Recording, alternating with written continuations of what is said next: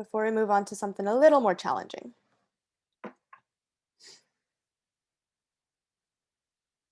Okay, cool. So with today's class, like I said, we're going to kind of do the same thing, except we're now going to look at word problems. And the problem with word problems is that sometimes they have a nice equation, so that's nice because you can plug things in, but usually you're not going to have a graph. So we have to be able to read the words, understand what they mean, and then kind of do the same thing we've been doing. So quick review, you don't need to write this down, but just a review of what is a function. So a function is a type of relation in which there is only one output value for each input value. For every input value, there is a unique output value. We kind of went over this yesterday, so I'm just going to talk right through it. On a table, if it's a function, there are no repeating inputs. On a graph, there are no stacked points. They can't stack up on top of each other. And on a mapping diagram, there's no branching. So this is kind of what we learned last week, but just a quick review on how to identify a function. And then just a review from yesterday, when you have a function written as an equation like this one, you can always put in a number as your input. So Alyssa, give me a random number, any number. 5. 5. So if Alyssa wants to input a 5, what would she have to do to the rest of this equation?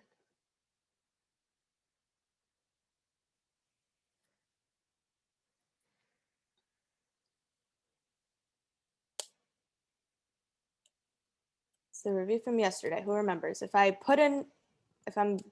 finding f of 5, what should I do? 3 in parentheses 5 plus 1. Yeah. So in other words, I'm substituting the x with a 5. I'm plugging in a 5. And then you just solve that. So 3 times 5 is 15. 15 plus 1 is 16. So that means that f of 5 equals 16. So again, that's just a review from yesterday. And that's also something that's on your Khan Academy. So just make sure that you understand how to do that. Do I have any questions on this?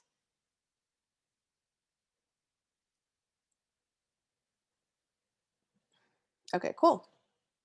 So now let's look at a real word problem. This is actually from last year's test. So there's a good chance that something similar will show up on this year's test.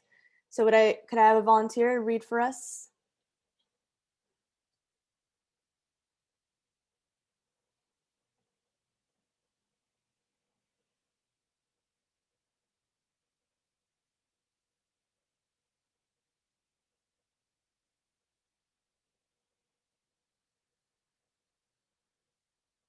Anyone want to read?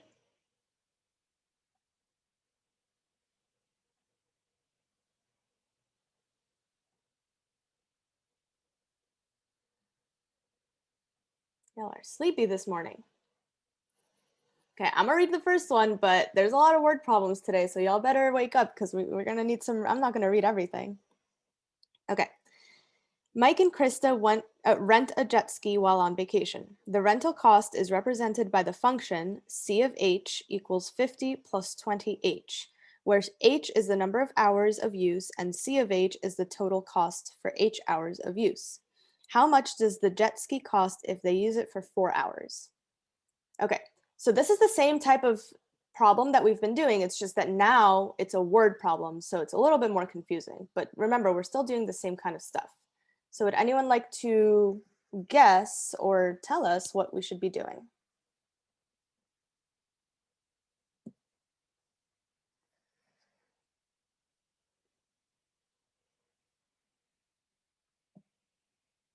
Would you do 20 times 4?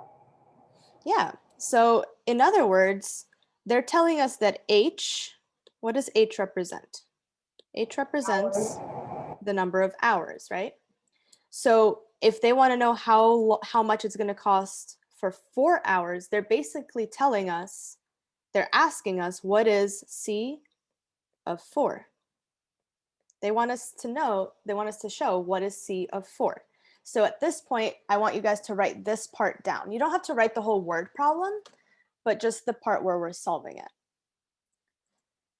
So if I want to know what is C of 4, that means that I need to substitute the H with a 4.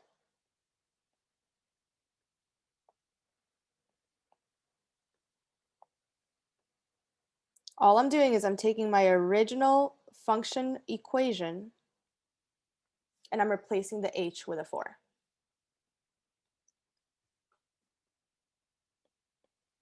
So I need to multiply first. So I'm doing 50. And then what is 20 times 4? 80. So C of 4 equals 50 plus 80, which is how much?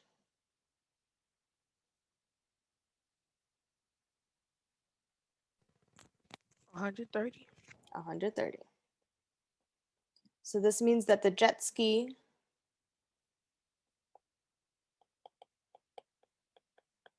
costs 130 for 4 hours.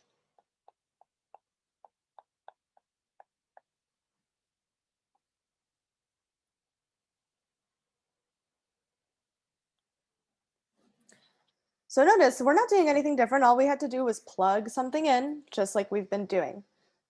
Does anyone have any questions on this problem so far?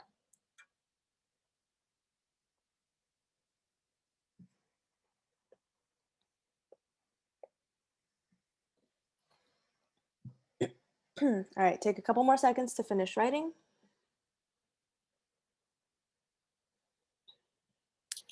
And let's go ahead and check out the next one. It's very similar. Can I have a volunteer read this one for us, please?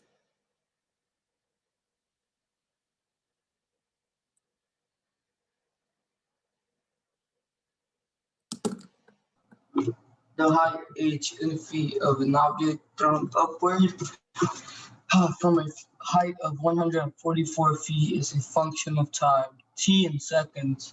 The height can be determined by the function h in parentheses t equals minus 16t to the power of 2 plus 128t plus 144.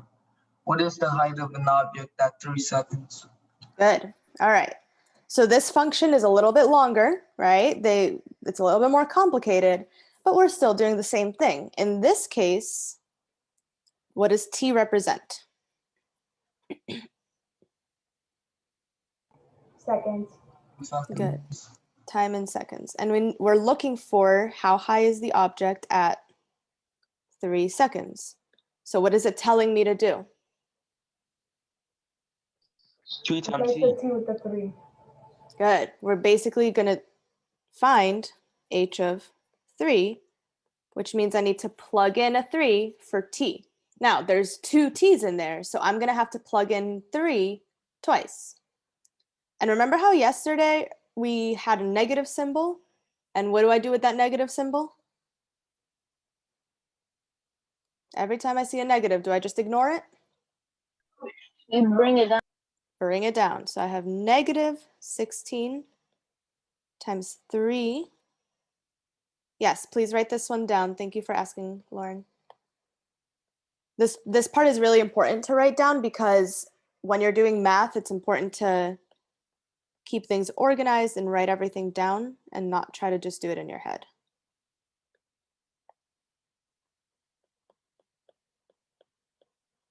Okay, so I'm just taking this whole function and plugging 3. Every time I see a t, I plug in a 3. Now, this one has a lot of big numbers, so we are going to use calculators. If you have your calculator with you or near you, go ahead and take it out so that you can multiply all these big old numbers. But now let's remember, we have to use PEMDAS. And PEMDAS tells me that the first thing I'm going to do here is what?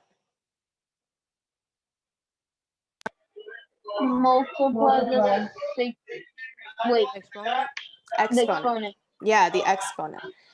Parentheses, remember, parentheses only count if there's something to do inside of the parentheses. Like But addition or subtraction? right, like addition Inside or the parentheses? subtraction inside of a parentheses. And in this case, I have parentheses, but there's nothing going on inside of them. So that one's, I don't need to use it. But exponent, yeah, we're going to do that first. So I have to do 3 squared. What is 3 squared? 9. 9. Good.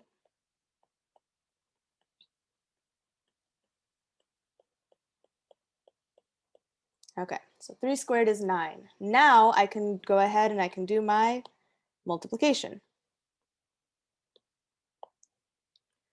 So first off, I have negative 16 times 9. You can use your calculators. What is negative 16 times 9? Negative 24. I mean, 144. Negative 144. Good. I can also do, right now, I can do 128 plus 3, or times 3.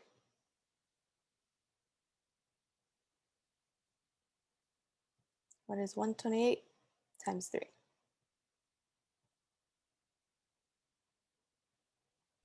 384. 384.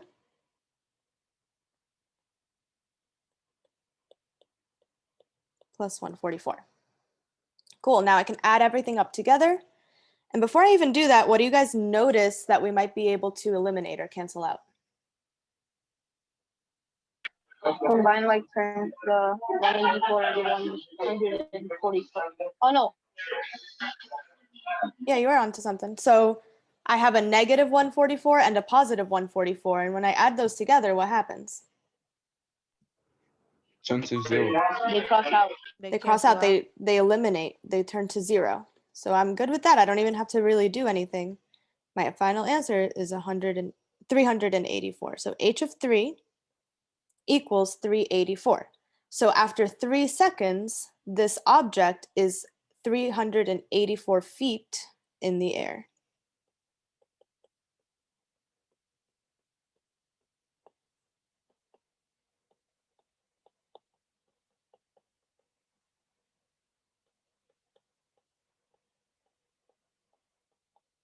It's pretty high.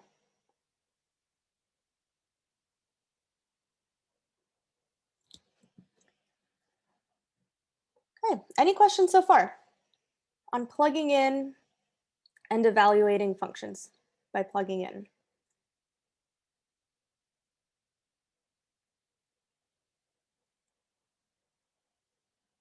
Awesome. I'll give you guys another 30 seconds to finish copying and writing down.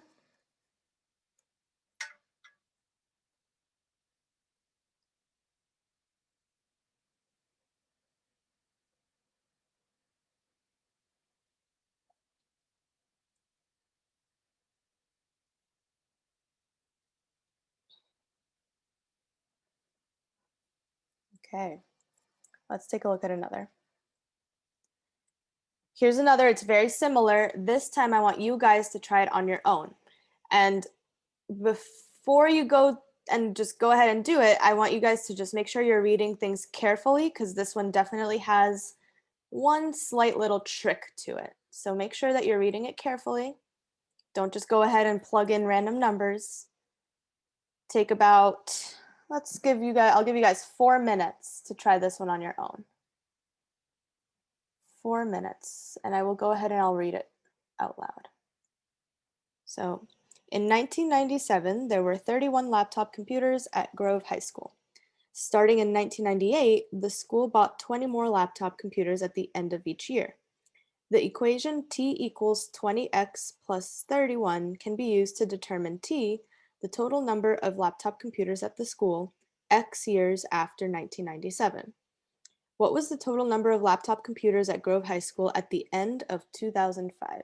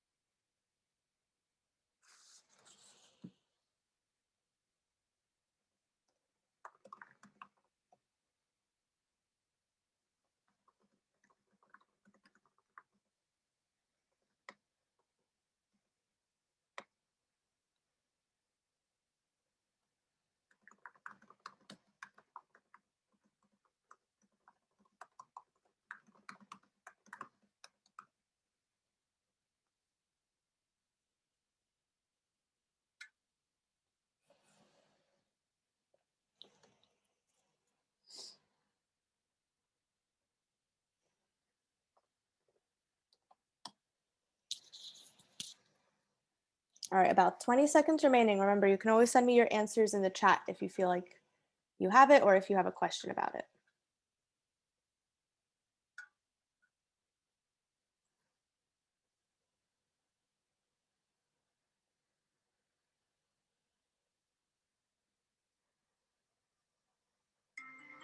Okay. All right. So this one's a little bit different because you have to read it very, very carefully, but can I have a volunteer explain what you had to do in this case, which is a little bit different from the other ones we've done?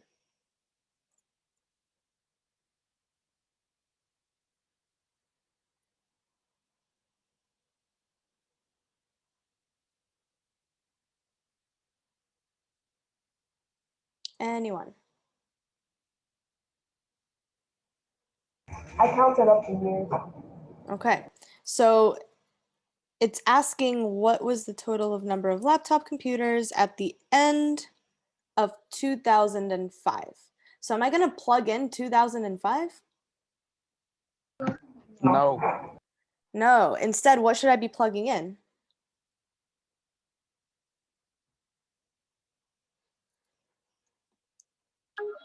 The amount of different years between 1997? 1997 and Mhm. 2005. Good. Okay. Because I don't need to know the year. I need to know how many years have passed. So from 1997 to 2005, how many years passed? 150. 8 years. So it's been 8 years. That's what I'm going to be plugging in. I'm going to be plugging in an 8. So T equals 20 times 8 plus 31. And after I do all the math, what is my final answer? Who would like to share it? Everyone who sent it to me got it right. 191. 191. Good job. So 191 laptops.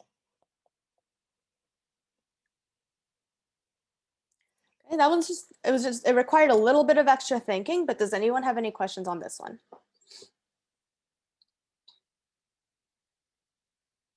Awesome. Give me a little thumbs up or a thumbs down, depending on how you feel about evaluating functions. Thumbs up, thumbs down. Good, I see many thumbs ups. Ooh, I even see some party emojis. I love it. Okay, good. Good. All right, so next up, now that we've gone over that part, let's look at domain and range, because you'll also see questions that ask you about the domain and range, but there's no graph. So you have to really read the problem carefully. And even though there's no graph, you kind of have to think things through a little bit differently. So can I have a volunteer read this problem out loud for us?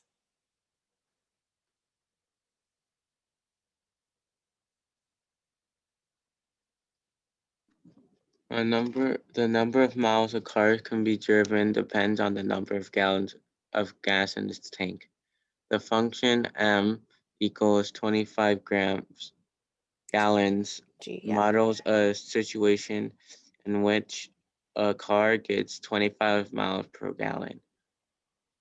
If the gas tank holds 20 gallons of gas, which inequality represents its range? Awesome, thank you. All right, so when you get a problem like this, it's very, very good to kind of break it down and write down every part of it. So first I'm gonna determine what is my input versus what is my output. So if you need to reread the question again to yourself, you can do that. But let's think about which of these variables, I have an M and I have a G, which of those is my input?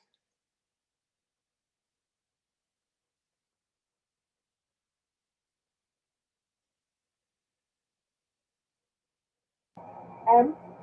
M. Does anyone agree, disagree? And let me write the function down right here below. This function's a little bit different than usual. It doesn't have the parentheses, right? So it's a little bit different. But let's think about this. If I'm trying to figure something out, and I need to plug in a number, will I be plugging in a number for G or will I be plugging in a number for M?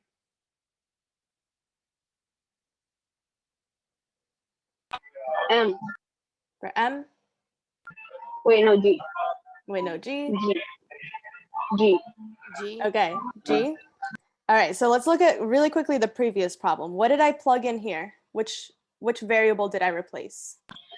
X. The X. X. Okay, how about over here? H. T. The T, I replaced the T. How about over here? C. H. No. Careful. H. So notice, they all use different letters, right? But at the end of the day, I'm always replacing the number. I'm always replacing the variable that is on the right side. Right. Yeah, on the right side of my equation. So I'm always looking at the right side of my equation and plugging a number in there, the right side of my equation. So on this example, which variable should I be replacing that's on the right side? G. The G. So that's how I know that's my input. So my input is G, which means my output is M. And you can kind of think about it this way, because if you have a car, what do you put in your car? Gas. Gas, right? And the amount of gas that you put in will get out a certain amount of miles or mileage. The more gas you put in, the more miles you can drive. It's not like you can't do it the other way around. You can't put miles in your car and get gas out, right? That would make no sense. You have to put gas in and the miles kind of come out, if you can think about it that way. So that's why my input is gas and the output is mileage. Now, it tells us a little bit of information about the gas and about the miles. So what do I know about the gas? Read a little bit further.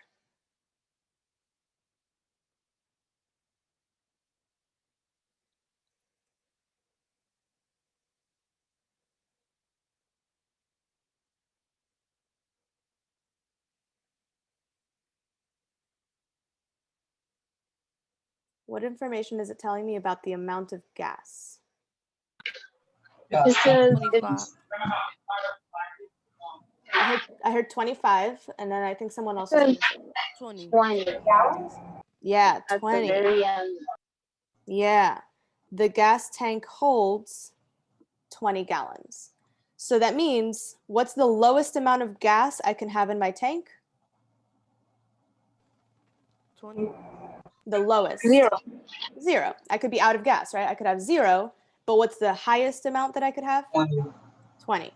So for gas, I can write the domain, because this is my input values. My domain is 0 less than G less than or equal to 20. That's my domain. Now read the problem carefully and see if you can figure out the range.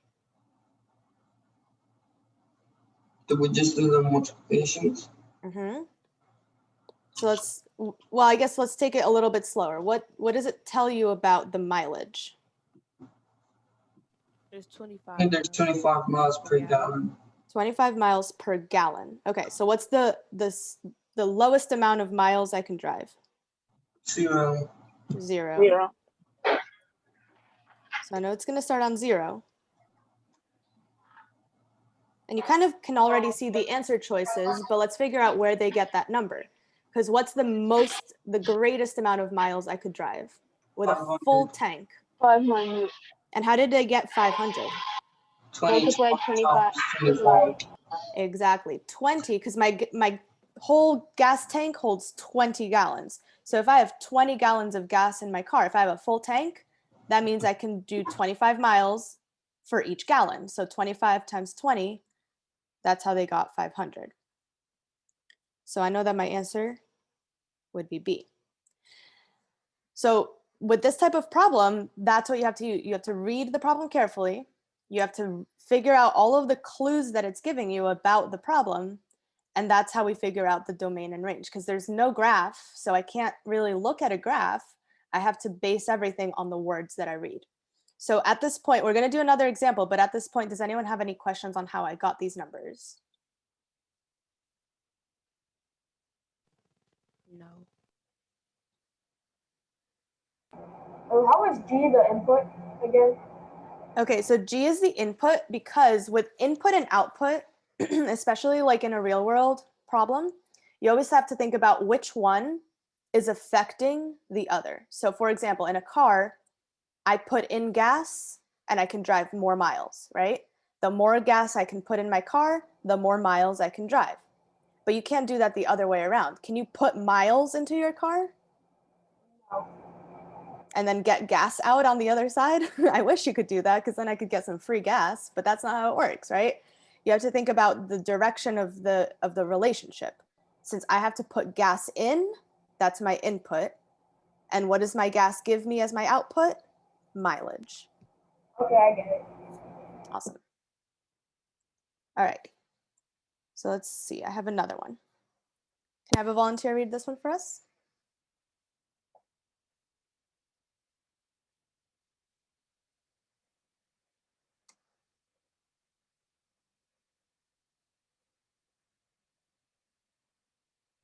I'll read it. Thank you, Juan. Tori has a cell phone plan, charges 9 cents for each text message sent.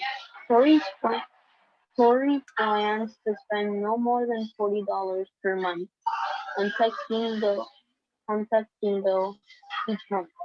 If C times C C of equals T. of right Mhm.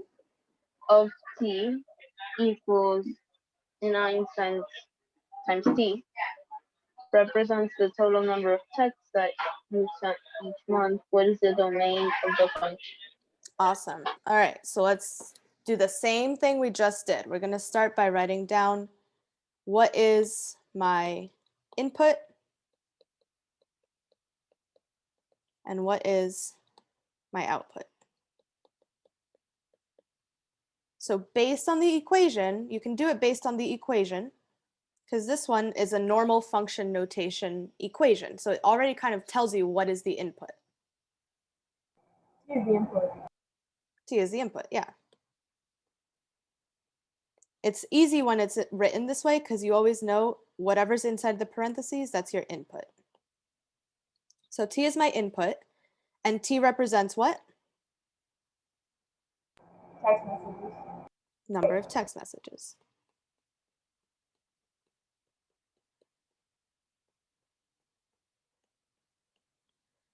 My output is C of T, and C of T represents what?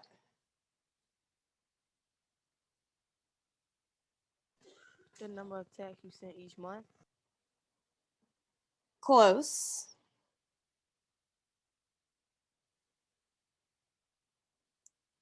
Think about what is the 0.09 doing?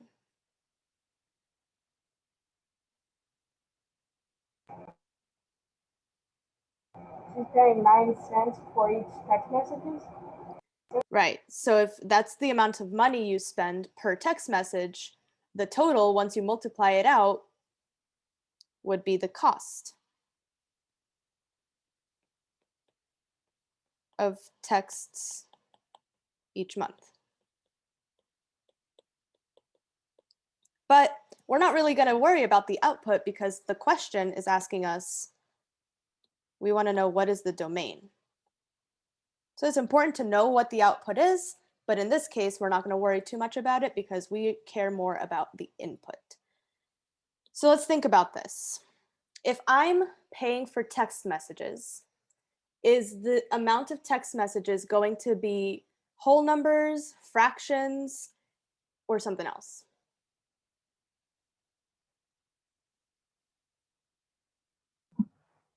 Whole number. Whole numbers, right? Because I can't send half of a text message. It's going to be each message I send is one whole message. So I could have one message, two messages, three messages, whatever. Keep going, right? So when you read this type of problem, it's very important to think about am I talking about whole numbers or am I talking about, fractions and decimals of numbers? In the previous problem, we were talking about the amount of miles, right? And if you're driving a car, it's not like you're going to transport from 1 mile to 2 miles. You go from 1 mile and everything in between to get to the next mile, and then everything in between, which is why in this example, we had a inequality. Because remember, inequalities are great because they tell us everything in between. So this is telling us from 0 to 500 and everything in between.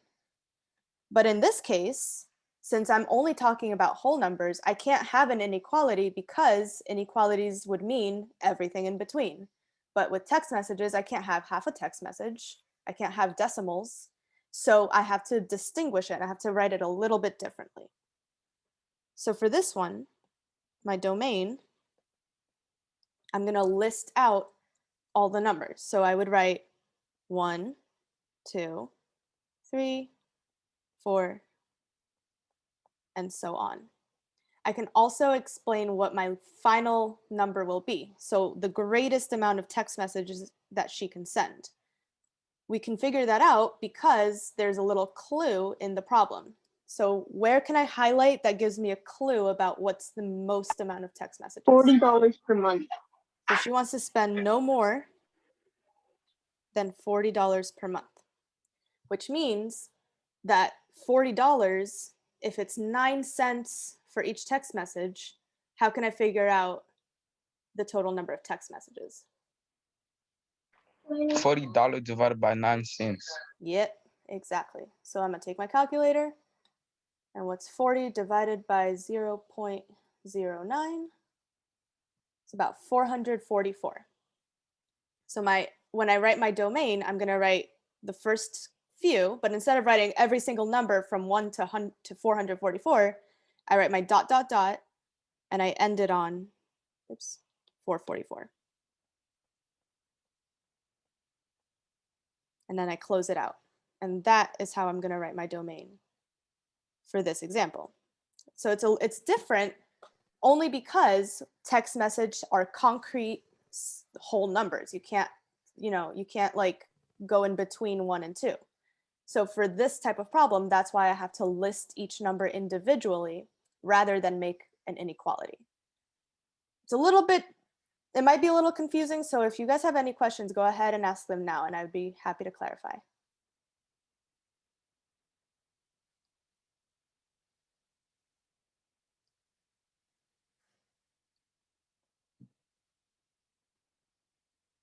Okay. It might help to do another one, so let's see what's up next. Okay. So this is more like what it'll look like on a test. Can I have a volunteer read this one?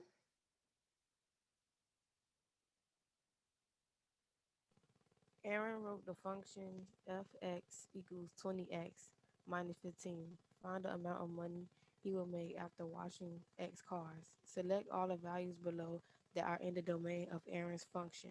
Awesome. Okay. So this is kind of similar. I want you guys to read to yourselves all the possible answer choices and think it's going to be select all, right? So there's going to be more than one option. Which of these make sense in the domain? So which of these values in the real world can you actually plug in?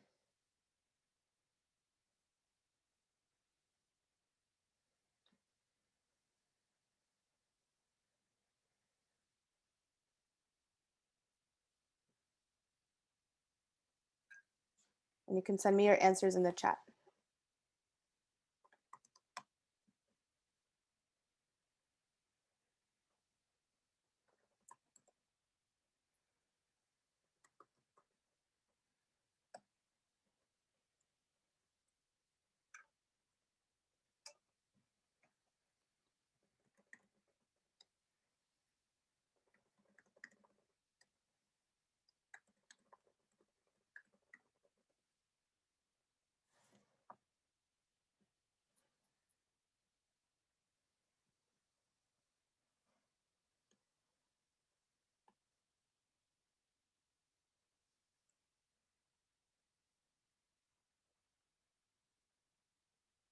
All right. So I got a few good answers, but I also see a couple of questions. So I'm going to answer one of the questions. So if I'm looking for the domain is the input. And in this case, which variable represents my inputs? X. X. And what does X represent? The number of cars. The car. The number of cars. So what this is asking me basically is which of these numbers make sense if I need to plug them in. If I'm talking about number of cars, which of these numbers are reasonable values to plug in? So what does that mean? Could I have 2 cars? Could he wash 2 cars? Yes. Yeah. Yeah. So answer choice A is a reasonable number to plug in. Can I wash 2.3 cars? No. No, which is why B would not be a part of the domain. So basically what it's asking is which of these are the whole numbers? So we got A, we got C, And E. and we got E. Now let's say, just for the sake of it, let's say I had a number like -2. Would that make sense? No, right? I can't No. plug in negative numbers. And then finally, what if I had a number like, let's see, like 1,245. Possible, but it's unreasonable. Over time, probably.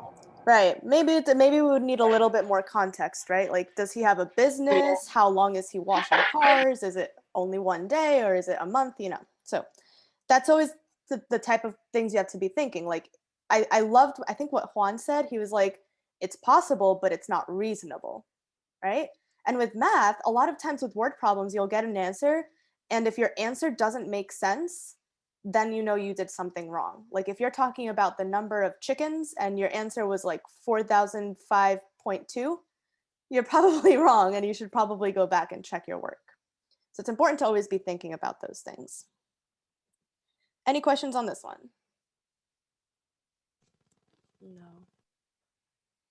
Cool. All right, so now we've got to I have like 7 questions. We have half an hour left. I have 7 questions that are all from tests, from previous tests. And in these questions, you might see some vocabulary words that we haven't learned yet. So I definitely want to go over some of these words before you do the problem. So first, can I just have a volunteer read the problem for us?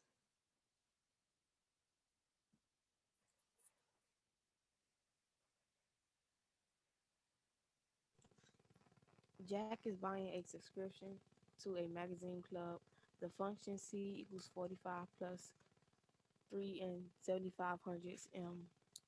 Describe the cost of the yearly subscription. C in terms of the number of magazines M he orders. Perfect. Okay, so very similar. It wants us to know what's the domain. So let's start by just understanding what the domain represents. So my domain is my input. Which variable is my input? M. M is my input. And M represents Number of magazines. number of magazines. So very similar to the previous problem, what types of numbers are out of the question? 45. What types of numbers? So like whole numbers, integers, fractions, decimals. What's bad? Oh, Fractions. So no fractions, negative. no negatives, good, No decimals. and no decimals. Perfect. Okay. So the thing is, we have all of these keywords here that you might have learned, but to be honest, I always forget what these mean as well. So I'm going to go over these 4 types of numbers.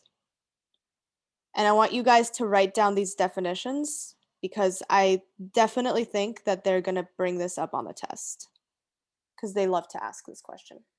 I have another number that can be out of the question. Okay, what kind? Maybe like under 3. Okay. 365 or under. Okay, so something like because, oh, I see what you mean, because it's a yearly subscription, right? So that means that he's probably not going to be ordering more than 365 because there's only 365 days in the year. So that's very good. Okay, well now let's understand what each of these words means. So we know what whole numbers mean, right? Whole numbers are whole numbers. So 1, 2, 3, 4, 5. But the most important thing about whole numbers is that they are only positive. So when you see the word whole number, those are positive whole numbers. Sometimes they also call them, Write that. yes, write this down. Call them counting numbers because that's kind of what you do with them, you count. So 1, 2, 3, 4, 5, 6, all of those, but they have to be positive.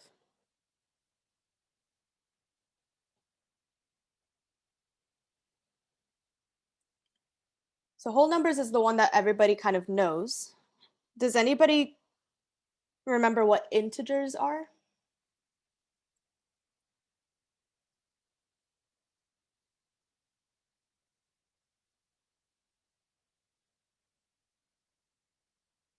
I'm going to take that as a no. So integers are similar to whole Wait. numbers. They're, They're are not they decimals? They don't have, no, they're not decimals. No. So they're very similar to whole numbers. The only difference is that these are positive and negative counting numbers.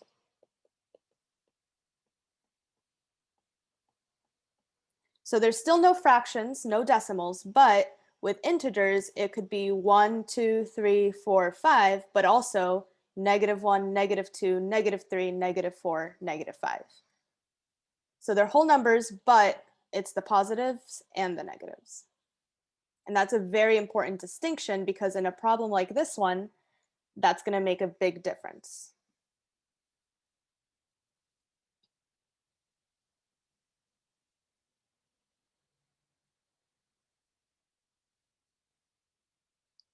Then we have rational numbers. Rational numbers, the definition of a rational number is any number that can be written as a fraction. But I'm going to simplify it a little bit. And this is basically positive and negative,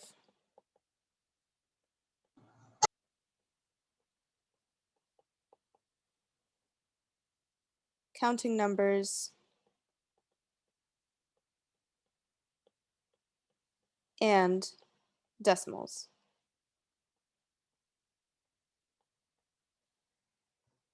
So now we are including decimals. And remember that decimals are the same as fractions. So rational numbers are all of the whole numbers, all of the integers, and then in addition to that, they also include all of the decimals.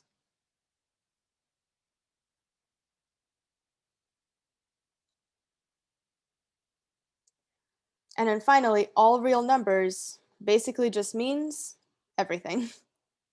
Every type Would of it be number. except like infinite numbers?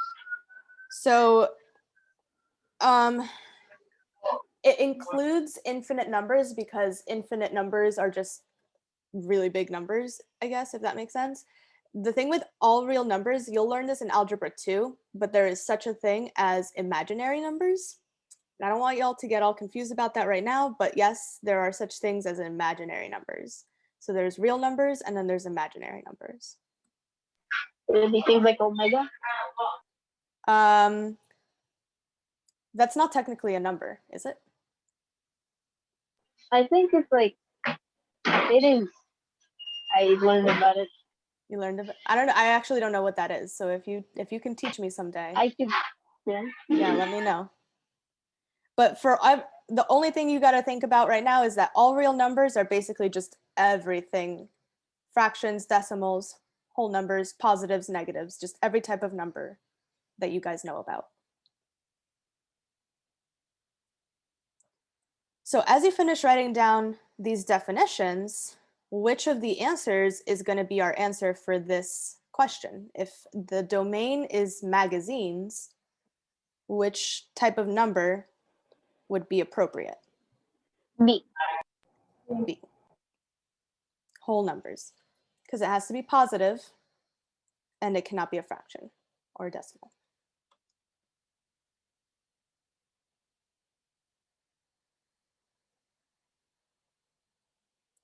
Any questions on these definitions? Make sure you remember them because I guarantee you, you will see this on the test next week.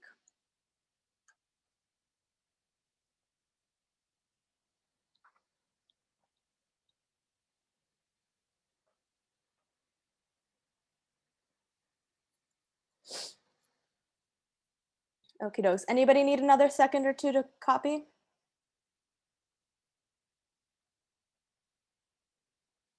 Okay.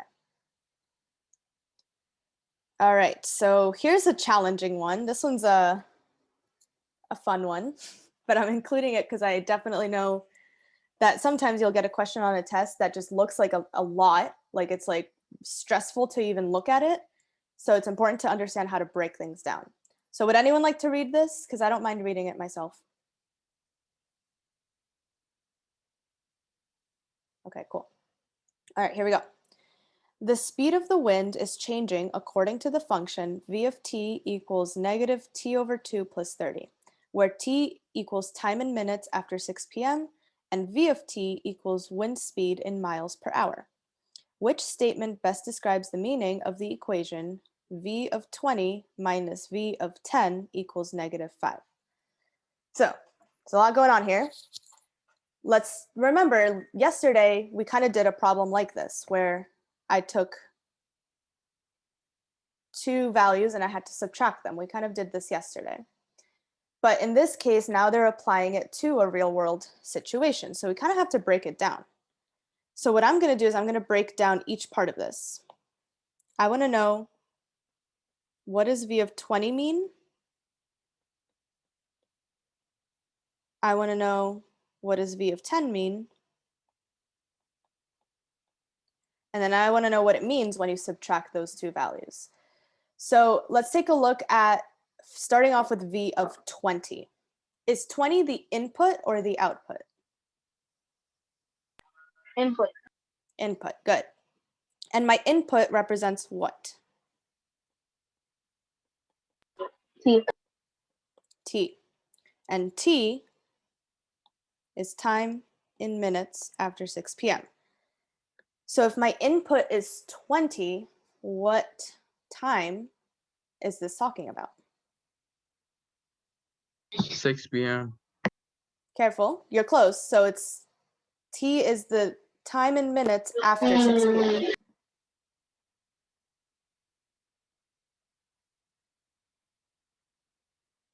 So if my input is 20, if T is 20, what time is it?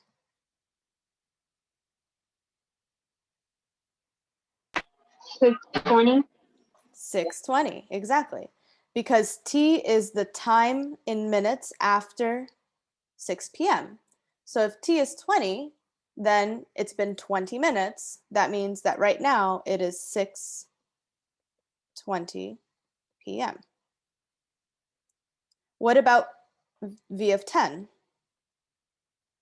What time is it right now if my input is 10? 6:10. 6:10. Oops, 6:10. Okay. So now I know that if I'm subtracting those two values, I'm trying to figure something out, like what happened between 6:10 and 6:20. So go ahead and start by reading the answer choices because you can already eliminate two answer choices based on what we know so far.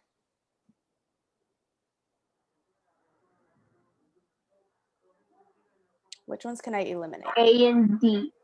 A and D. Good. because A and D are taking the numbers that I have and putting it to the wrong information. So A is saying that the 10 and the 20 are talking about miles per hour, but the 10 and the 20 don't represent the velocity. The 10 and the 20 represent the time. So I know that this one's incorrect. And then same thing with D. They tried to make it sound like 10 and 20 was the velocity, but I know that it's not. So far I know that the 10 and the 20 represent the time. But then if I'm subtracting them and I get an answer of -5, what does that mean about the velocity of the wind? It decreased. It's slower. Exactly, it went down. So based on my answer choices, I know that my correct answer is going to be B. B. So see how they love to do this. Like they give you this really challenging problem with a lot of words, some confusing functions, a lot of like, you know, just things that you don't really need to know, because at the end of the day, you always have to think to yourself, what is my input and what is my output? That's always what you want to ask yourself. And most of the time, that'll give you the right answer. Was there a question?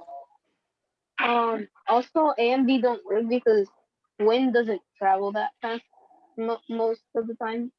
Yeah, 20 that's miles. true. That's true. That's a lot. 10 miles per hour is a lot to increase. And you can always think of it that way too. Like sometimes if you're not sure what the answer is, you can eliminate some answer choices simply because they don't make sense in the real world. That's a very good point. So, you know, if you get to a problem that looks like this, where you just see a lot of words and it's very confusing, what should you always do? You always have a piece of paper in front of you. What should you do? Know your input and output. Write down write down what's my input, what is it representing, what is my output, what is it representing. They always tell you. It's always in there somewhere. You just have to find it. All right, this is all you now. Similar question. It's a little bit easier, but the question is very similar.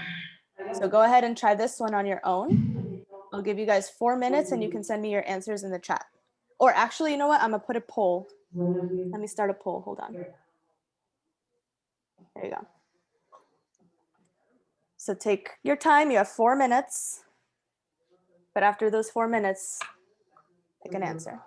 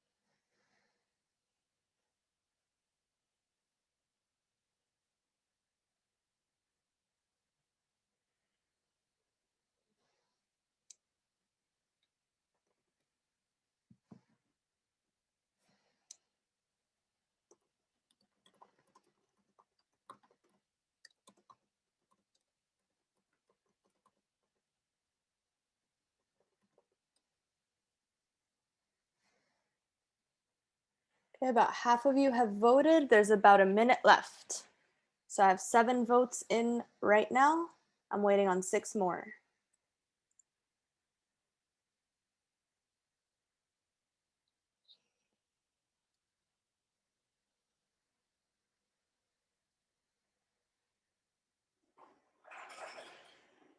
"30 seconds, 5 people remaining. If you don't know, pick one and have your best guess.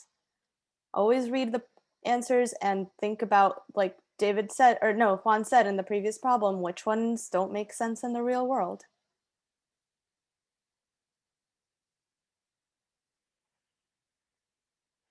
5, 4, 3, 2, and 1.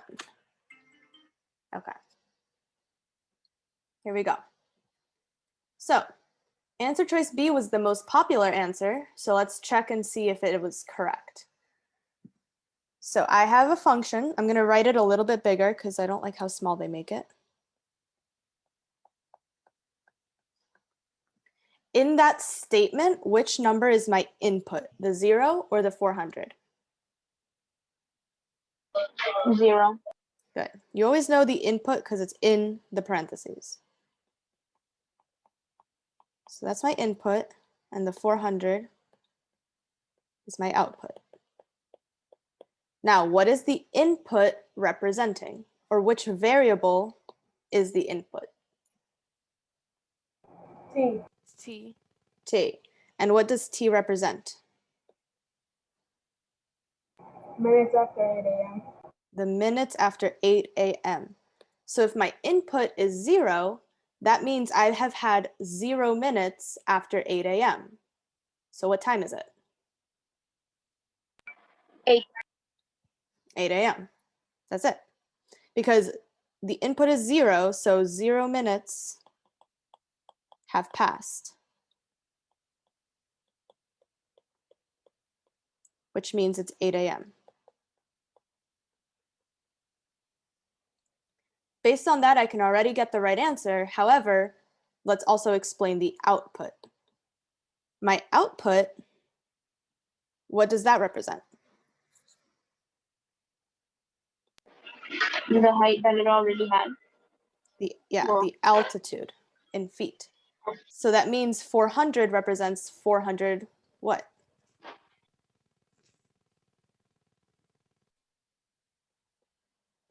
feet in the air. Yeah, 400 feet in the air. You can always get those answers straight from the question. It's just a matter of putting it together. So since my input is 0, I know that it's 8 a.m. And since my output is 400, I know I'm talking about 400 feet, which is why answer choice A is the correct answer. Now, answer choice B was the most popular, so let's quickly see why that one's incorrect. So answer choice B tries to trick you because it gives you the 400 feet. So you're like, oh, cool, 400 feet, cool. And then the 0, you might think that 0 means like 12 a.m., like the start of the day. That's why you have to read very carefully because it tells you in the problem what that 0 is representing. 0 doesn't mean the start of the day. 0 means 8 a.m., 8 in the morning.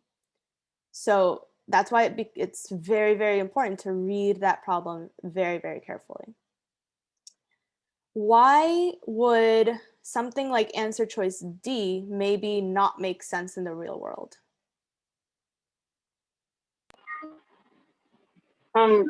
It would make sense. It's just that it's an airplane. It would be flying upwards, and I don't think it would be stationary for that long. Exactly.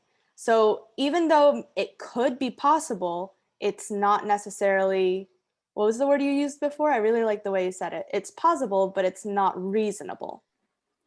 Okay, so it's possible that it could be at 0, but 400 minutes is not, that's a very long time to be stationary. So that one you could have kind of X'd out just because it doesn't make sense.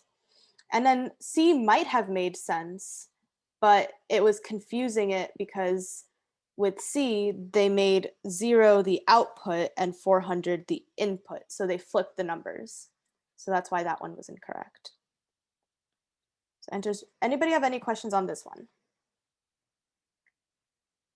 If you got it wrong, and by the way, I don't know who chose what because it's anonymous, but if you got it wrong, give me a thumbs up if you understand it now, or if you understand why you chose the wrong answer.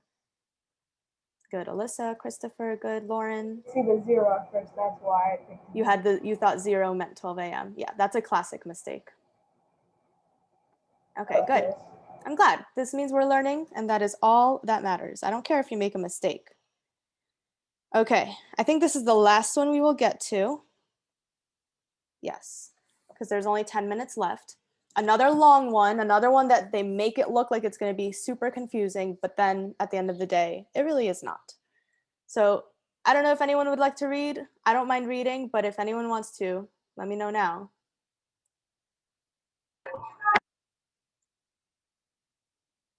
Okay, I'll go. A bakery sells different packages of muffins. The number of muffins, X, and the price in dollars, Y, of the packages of muffins are given in the ordered pairs below. The set of ordered pairs is a relation that is also a function. And then there's the set. So 1, 2, 2, 3, 4, 5, 6, 7, and 12, 13. The bakery is considering adding a new package of muffins. Which ordered pairs would make the relation not a function? Choose all that are correct. So if they added one of these ordered pairs to the list, which ones, because there might be more than one, would make this not a function? Take 2 minutes. Let me start a poll. Give me 1 second to start a poll because I have to make a new one. And then we can see what we get.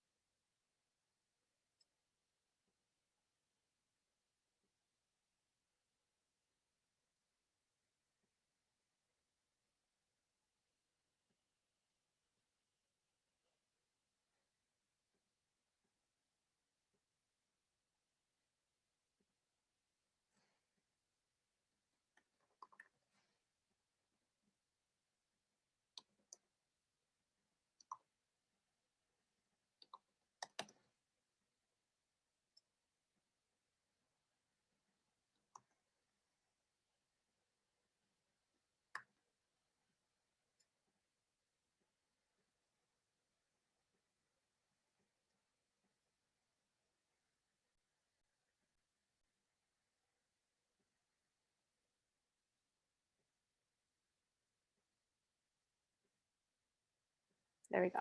All right. So the poll is up. Go ahead and pick your choices. Remember, there's going to be more than one, so choose carefully.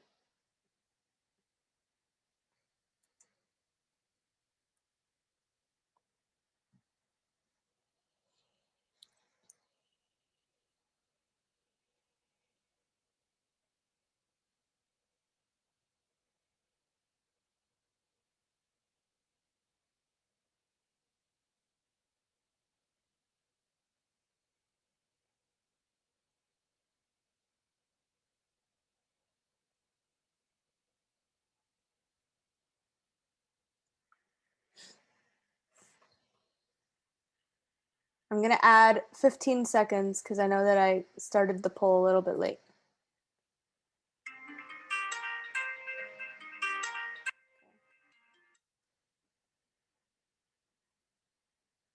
All right, 15 more seconds. Get an answer choice in. Even if you're guessing, do your best. I see 7 people have voted, so I'm still waiting on 6 of you guys. Put something, anything. 5, 4, 3, 2, and 1. All right. Here are my answers. So the winner was answer choice D. So many of you said that D would make this relationship not a function. Now let's remind ourselves what makes it not a function. So if you have a list of numbers like this one, what are you looking for that would make it not a function? The input. The X. Good. So you want no repeating X values. And if I put that 4,3, if I add that to the list, what's my problem? Where is it repeating? Another 4. The other 4. Yeah, so I already have a 4,5 right there. So if I added 4,3 to the list, that would make it not a function anymore because all of a sudden I'm repeating the 4. So that was correct. There's one more correct answer and it did not get too many votes. So let's see what's E. going on. Yeah. So the only other one that would make it not a function is answer choice B. Because if I added answer choice B to the list, which one would it, why would it not be a 6, function? 7. Yeah, because Because I already it's seven. have, good, I already have 6,7. So I can't add 6,8 because that would repeat the X values. If it was on a chart, wouldn't it be on top of each other? Yeah, if you graphed it, they would be on top of each other. So that would be not a function. If I added 10,13, nothing would even though the 13s are repeating, that doesn't matter because that's my output. My outputs, that's okay if they repeat. So that one doesn't matter. If I put in 8,12, there are no repeating numbers at all, so that doesn't matter. And if I put in 24,18, again, there's no repeating numbers at all, so that one doesn't matter to us as well. So B and D were the only ones that would repeat numbers. Do I have any questions on this one? Any final questions? Because we're about to finish.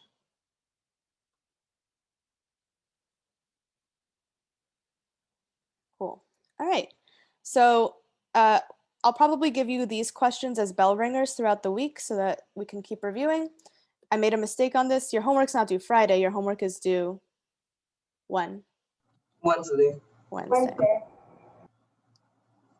Wednesday. It's already up on Khan Academy. So I know a couple of you already started it. I saw a few hundreds. So nice job if you already finished it. If you haven't finished it, make sure you get it done by tomorrow at midnight. And that is it. That is the only homework you're getting this week, by the way. So have a good rest of your days, and I'll see you guys tomorrow. You're all done. Bye. Bye, guys. Thank you for your help.